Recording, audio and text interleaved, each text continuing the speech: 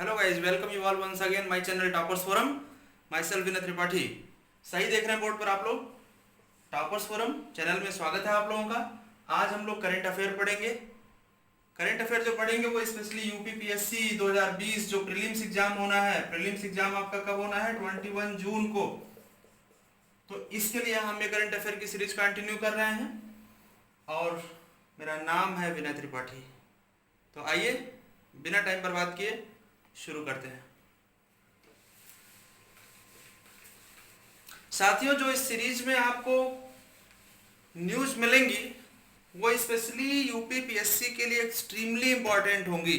इधर उधर की फालतू न्यूज कवर नहीं की जाएंगे। तो बिल्कुल बने रहिए हमारे साथ और सारे वीडियो देखते रहिए कंटिन्यूअसली। पिछले 8 महीनों का करंट अफेयर भी मैं इसी चैनल पर आपको प्रोवाइड कराऊंगा। तो चलिए आज की जो सबसे इंपॉर्टेंट न्यूज है उस पर बात करते हैं और वो है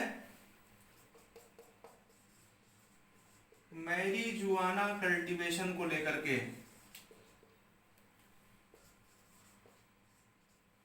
तो साथियों, ये जो न्यूज हम डिस्कस कर रहे हैं ये 23 अप्रैल की न्यूज होगी सारी। 23 अप्रैल 2020 की सारी न्यूज होगी। तो आज की जो प्रमुख खबर है सबसे पहले वो मैरिजुआना कल्टीवेशन को लेकर के है। आपको ये इस नाम से भी देखने को मिलेगी, कैनाबिस कल्टीवेशन को भी लेकर के। अब क्या है खबर, क्या है मैरिजुआना कल्टीवेशन को लेकर के? एक न्यूज आई है कि एक कंट्री लेबनान, नाम सुना होगा आप लोगों ने, कि लेबनान ने इसको लीगलाइज किया है, इसके कल्टीवेशन को। तो Lebanon is the first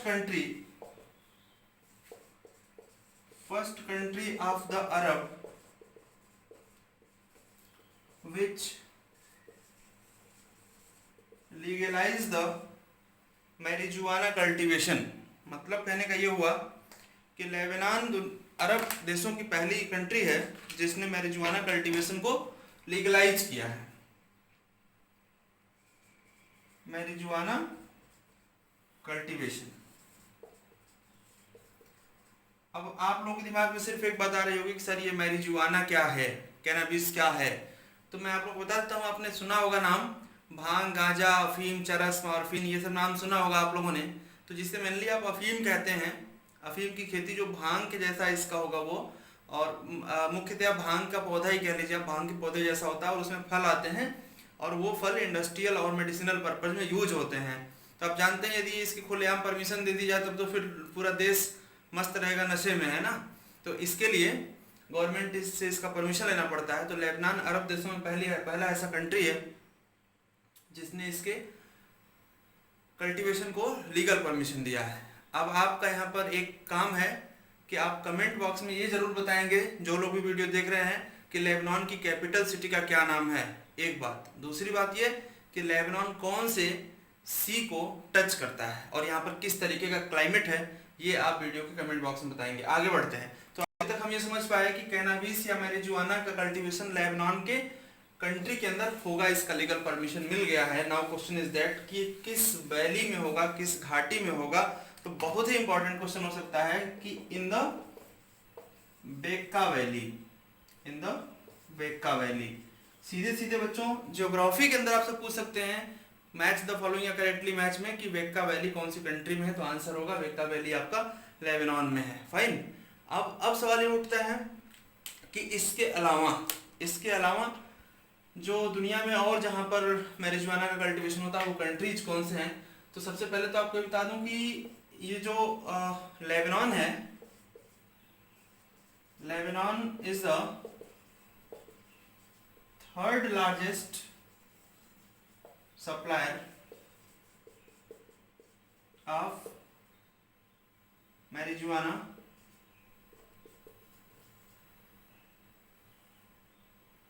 in the world. मतलब कि दुनिया में ये थर्ड लार्जेस्ट सप्लायर है। अब बेक्का वैली में भी इसको कल्टीवेशन करने का परमिशन मिल गया है। नाउ क्वेश्चन इज दैट कि ये जो कैनाबिस का सप्लायर है, थर्ड लार्जेस्ट है, तो इससे पहले जो दो हैं वो कौन कौन से हैं। तो आपको पता होगा एक कंट्री है मोरक्को,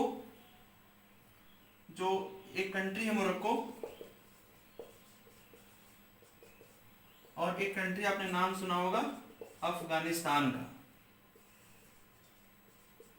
तो अफगानिस्तान में खेती खूब होती है, मोरक्को में खेती खूब होती है, तो मोरक्को और अफगानिस्तान के बाद Lebanon is the third largest supplier of the cannabis in the world, right. ध्यान देंगे।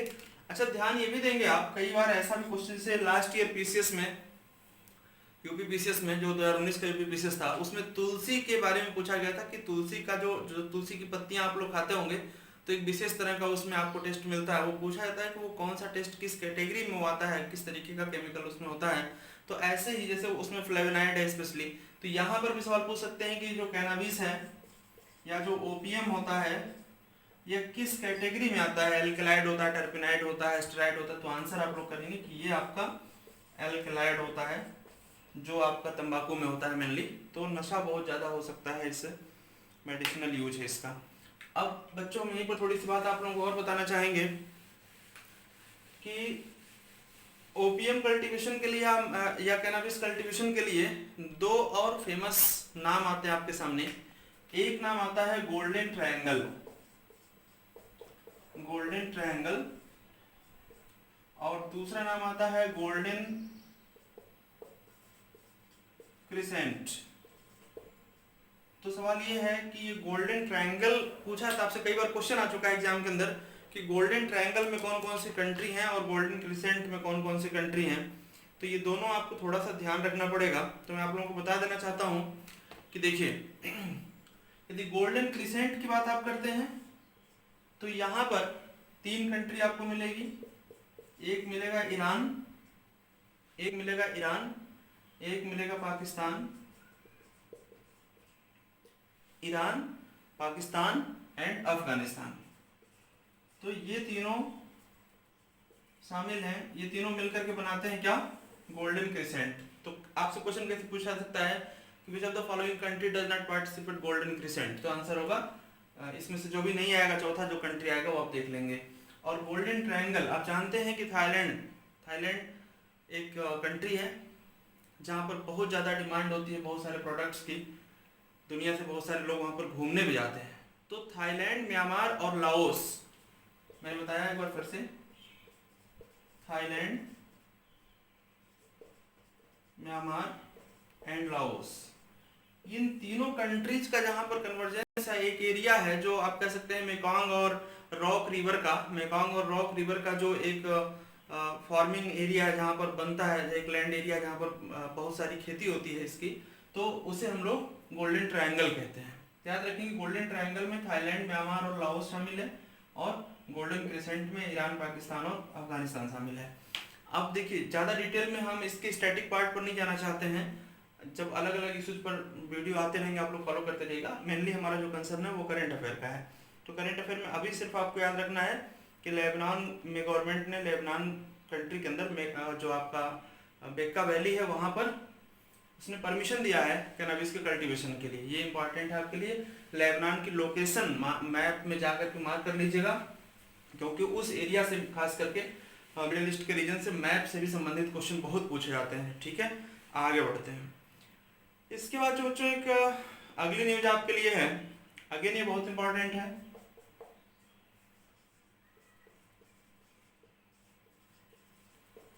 हाल ही में एक कसोवल ब्रिज चर्चा में है। तो कसोवल ब्रिज कहाँ पे है, देखिए जो इंडिया और पाकिस्तान का बॉर्डर है पंजाब में, तो पंजाब का जो कसोवल रीजन है उससे पहले इधर जो इंडिया है और जो उधर पाकिस्तान है बॉर्डर पर कसोवल रीजन है। तो कसोवल रीजन से जस्ट पहले रावी रिवर फ्लो कर रही है, रावी नदी का नाम आपने सुना होगा। तो अब अभी से पहले यहाँ पर परमानेंट लिंक नहीं था कोई, तो यहाँ पर एक ब्रिज बनाया गया है जिसका नाम हो गया कसोवल ब्रिज, और अब ये कसोवल को बाकी रेस्ट इंडिया से परमानेंटली जोड़ रहा है हर मौसम में। ठीक है, तो ये बहुत बड़ी हमारे लिए एक उपलब्धि होगी। अब आपसे सवाल ये पूछ सकते हैं कि ये कसोवल ब्रिज कौन से ऑर्गेनाइजेशन ने बनाया है। जैसा कि आप लोग जानते हैं कि देश के अंदर जो भी रोड वगैरह बनते हैं वो मेनली जो काम होता है वो NHI का होता है, और जो छोटे सड़कें हैं उस पर जो छोटे बहुत ब्रिज बनते हैं वो PWD बनाती है अलग अलग स्टेट्स में। बट यहाँ पर आपको याद रखना है कि जो बॉर्डर एरियाज में जो भी कंस्ट्रक्शन होता है रोड या ब्रिज का, मेनली वो कंस्ट्रक्टेड बाय BRO, तो इसी बीआरओ पर ही कई बार सवाल आ चुका है कि बीआरओ क्या है। तो मैं आपको थोड़ा सा बता देता हूँ यहाँ पर। बीआरओ का फुल फॉर्म है बॉर्डर रोड ऑर्गेनाइजेशन, और ये आपका वर्क करता है under ministry of defence.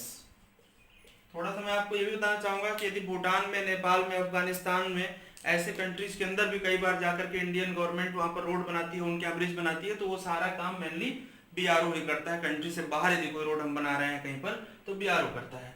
BRO की स्थापना 1960 में हुई थी, याद रखिएगा, क्वेश्चन ये दोनों में से कोई एक आ सकता है। तो कसोल ब्रिज, आगे हम लोग बात करते हैं कौन से रिवर पर, तो on the river Ravi, Ravi नदी पर ये बनाया गया है पंजाब के अंदर।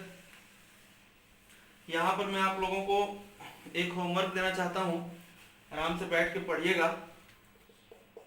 इंडस वाटर ट्रीटी क्या है? इंडस वाटर ट्रीटी जो 1960 में हुई थी, इस ट्रीटी के बारे में थोड़ा सा पढ़ लीजिएगा, क्योंकि जब भी आप इस रीजन की नदियों के बारे में पढ़ते हैं तो automatically Indus water treaty, Sindhu नदी जल समझौता, जो भारत और पाकिस्तान के बीच में विश्व बैंक के ब्रोकरेज के माध्यम से हुई थी, विश्व बैंक उसमें ब्रोकर का काम कर रहा था, तो ये इंपॉर्टेंट हो जाता है। तो बच्चों कसोल ब्रिज के बारे में याद रखेंगे, बीआरओ ने इसको बनाया था। बीआरओ की स्थापना आपका 1960 में हुई थी, इंडस वाटर ट्रीटी भी 1960 में हुआ था, याद रखें आप लोग। अच्छा, एक इंपॉर्टेंट फैक्ट और है,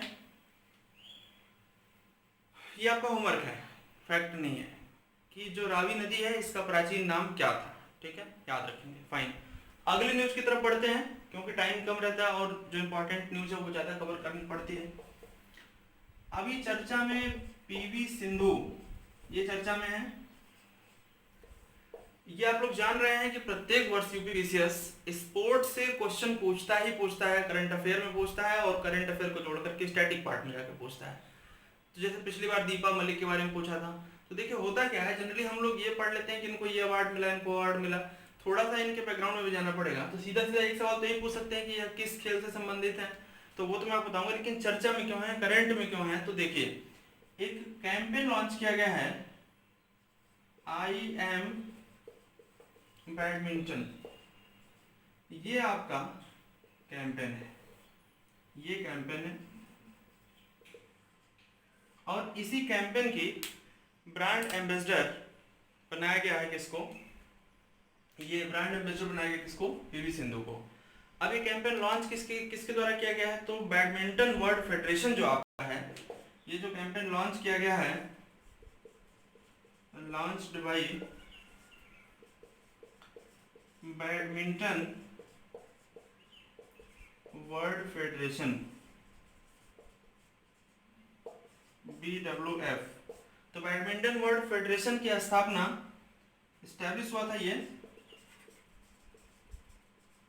एस्टैब्लिश्ड इन 1934, 1934 में एस्टैब्लिश हुआ था। और इसी बैडमिंटन वर्ल्ड फेडरेशन ने आई बैडमिंटन नाम का कैंपेन लॉन्च किया है और इसके लिए एम्बेसडर अपॉइंट किया है, नियुक्त किया है किसको, पीवी सिंधु को। तो अब आपको जल्दी से कमेंट बॉक्स में बताना है कि पीवी सिंधु किस राज्य की रहने वाले हैं, ठीक है, तो ये आपके लिए इंपॉर्टेंट है। इसके बाद हम लोग आगे बढ़ते हैं। इसके बाद एक बहुत इंपॉर्टेंट न्यूज आ रही है कि जो आपका नॉन यूरिया फर्टिलाइजर है, जैसा कि आप लोग जानते हैं कि 2015 में मोदी जी ने यूरिया को पूरी तरह से नीम कोटिंग करने का आदेश दे दिया था और किसानों के लिए जो यूरिया सप्लाई जा रही है वो 100% नीम कोटेड है, राइट। तो केवल यूरिया से तो खेती होगी नहीं, जो नॉन यूरिया फर्टिलाइजर्स हैं, इवन यूरिया पर प्रत्येक वर्ष क्वेश्चन आ रहे हैं, थोड़ा सा ध्यान दीजिएगा, यूरिया पर प्रत्येक वर्ष क्वेश्चन आ रहे हैं। तो जो नॉन यूरिया फर्टिलाइजर्स हैं उनकी सब्सिडी को 3% से रिड्यूस किया गया है थोड़ा और, फाइन, तो थोड़ा सा 3% रिड्यूस किया गया और ये फैसला लिया गया है, मतलब मैं आपको बताना चाहूँगा कि जो नॉन यूरिया फर्टिलाइजर्स हैं, अब नॉन यूरिया फर्टिलाइजर्स का मतलब, इसका मैंने बोला कि नॉन यूरिया फर्टिलाइजर्स की सब्सिडी जो है इसको 3% से रिड्यूस कर दिया गया है। नाउ क्वेश्चन इज दैट कि नॉन यूरिया फर्टिलाइजर्स का मतलब क्या हुआ, तो ऐसे फर्टिलाइजर्स जो स्पेशली सल्फर कंटेन करते हैं, फास्फोरस कंटेन करते हैं, पोटेशियम कंटेन करते हैं, इनको हम मेनली, जिसमें आप अमोनियम फास्फेट समझ सकते हैं, अमोनियम सल्फेट समझ सकते हैं, तो ये सब जो है वो नॉन यूरिया फर्टिलाइजर्स हैं, तो 3% इनका जो सब्सिडी रिड्यूस किया गया है वो न्यूट्रिएंट बेस्ड सब्सिडी स्कीम के तहत किया गया है। तो ये भी इंपॉर्टेंट है, अंडर न्यूट्रिएंट बेस्ड सब्सिडी।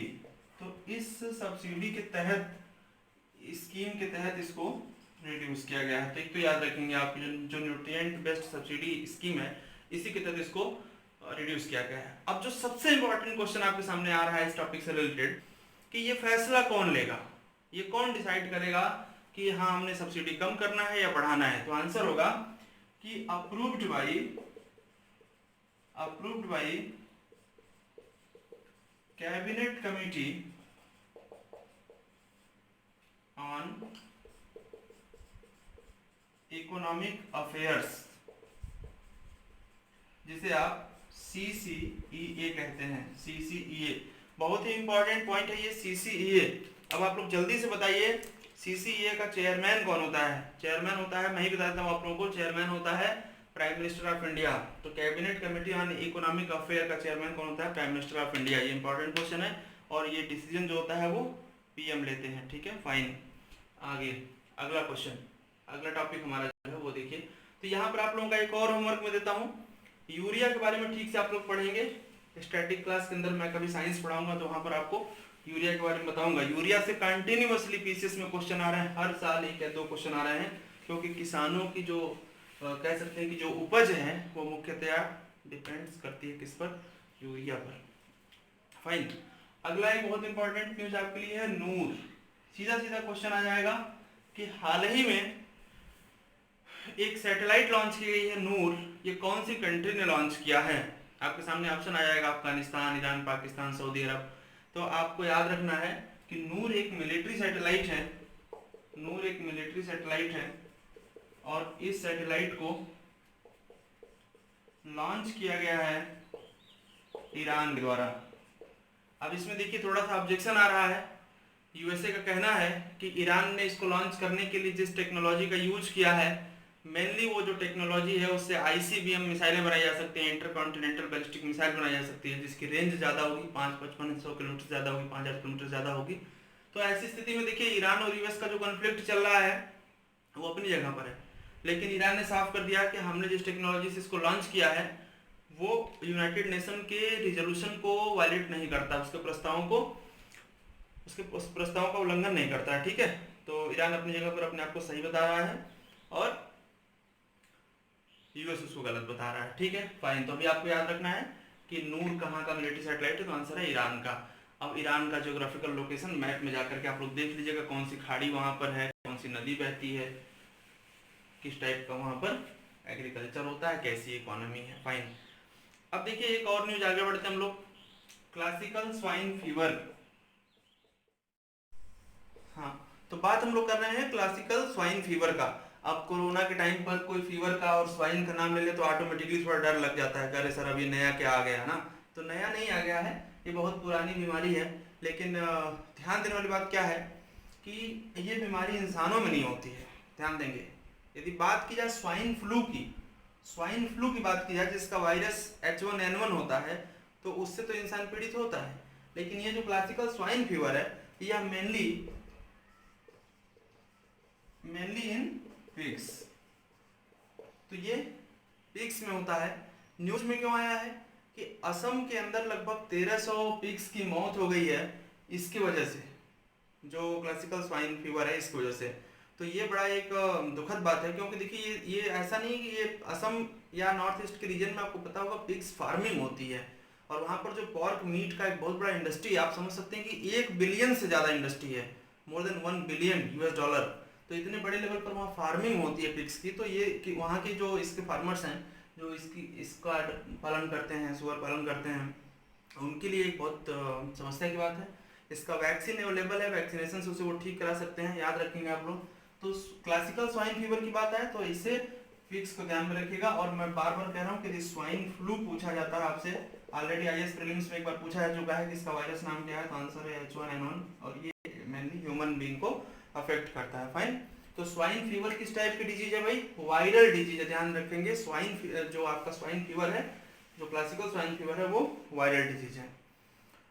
तो दोस्तों अच्छा पढ़ रहे हैं आप लोग, बने रहिए और भरोसा रखिए कि क्वेश्चन मिलते हैं मेरी क्लास से बहुत ज़्यादा। अब एक और न्यूज है, जो लास्ट न्यूज होगी आज के लिए आपकी, वो होगी Feluda. Now question is that कि व्हाट इज फेलुडा। बहुत ही चर्चा में है। उम्मीद करता हूँ कि आप में से कुछ लोगों ने सुना भी होगा, नहीं भी सुना होगा तो समझिए कि जो कोरोना वायरस है या कोविड-19 है, इसकी टेस्टिंग को लेकर के पूरी दुनिया में उथल पुथल मची हुई है। तो आप कह सकते हैं कि it is a Feluda is a testing kit for covid, right. Indigenous है, स्वदेशी है। IGIB जो CSIR के तहत काम करती है, IGIB जिसे आप institute of genomics and integrative biology कहते हैं, उसने रिसर्च करके सत्यजीत रे की एक फिल्म के जासूस के नाम फेलुडा पर रखा है टेस्ट किट का नाम। 1 घंटे के अंदर ये आपको रिपोर्ट बता देगी। ये क्या करेगी, RNA को पहले कन्वर्ट करेगी DNA में एंड देन यूज करेगी FN-Cas9 क्रिस्पर टेक्नोलॉजी का। अब यहाँ पर मैं आपको थोड़ा सा स्पष्ट कर दूं कि ये बहुत ही इंपॉर्टेंट टेक्नोलॉजी है। एक बार ये क्वेश्चन IAS प्रीलिम्स में आ चुका है और दूसरी छोटी परीक्षाओं में आ चुका है। तो Cas9 जो होता है वो एक प्रोटीन होता है और ये प्रॉपर टेक्नोलॉजी का नाम है, राइट। तो इस क्रिस्पर और Cas9 के यूज से फेलुडा टेस्ट करेगा और रियल टाइम आपको रिपोर्ट दे देगा कि व्यक्ति के अंदर कोरोना वायरस है कि नहीं है, राइट। तो इतना आपके लिए बहुत इंपॉर्टेंट था आज के लिए। डेफिनेटली इसमें से क्वेश्चन आ सकता है, क्योंकि मैं बार बार बता रहा हूँ कि एग्जाम के 3 महीने पहले का 2 महीने पहले का जो करंट अफेयर होता है वो ज़्यादा महत्वपूर्ण हो जाता है और टर्मिनोलॉजी ऐसी ज़्यादा पूछ ली जाती है जो अचानक से कुछ समझ में नहीं आता कि कहाँ से इसको उठाया गया है, ठीक है, लिंक नहीं बनता है, फाइन। तो आज के लिए यहाँ तक रखते हैं। यदि आप लोग कुछ और सवाल पूछना चाहते हैं तो कमेंट बॉक्स में पूछ सकते हैं, या यदि आप लोगों को मुझसे कोई स्टैटिक सब्जेक्ट भी पढ़ना है तो उसके लिए आप लोग मुझे पर्सनली कांटेक्ट कर सकते हैं। आजकल मैं एक सीरीज पढ़ा भी रहा हूँ एक ऑनलाइन पोर्टल पर जो UP PCS के लिए काम करेगी। तो ये मेरा कांटेक्ट नंबर है, इस पर आप बात कर सकते हैं, मुझसे मैसेज कर सकते हैं। और सबसे बड़ी बात क्या है साथियों कि देखिए, कहते हैं ना कि विद्या बांटने से बढ़ती है। तो जितना ज़्यादा आप शेयर करेंगे, सब्सक्राइब करेंगे, उतना ही ज़्यादा लोगों को तक इसकी रीच होगी। तो आप खुद भी पढ़िए और दूसरों तक भी पहुंचाइए। फेयर कंपटीशन होगा, मज़ा आएगा। जितना बढ़िया कंपटीशन होता है उतना मज़ा आता है पढ़ने में, ठीक है। Thank you.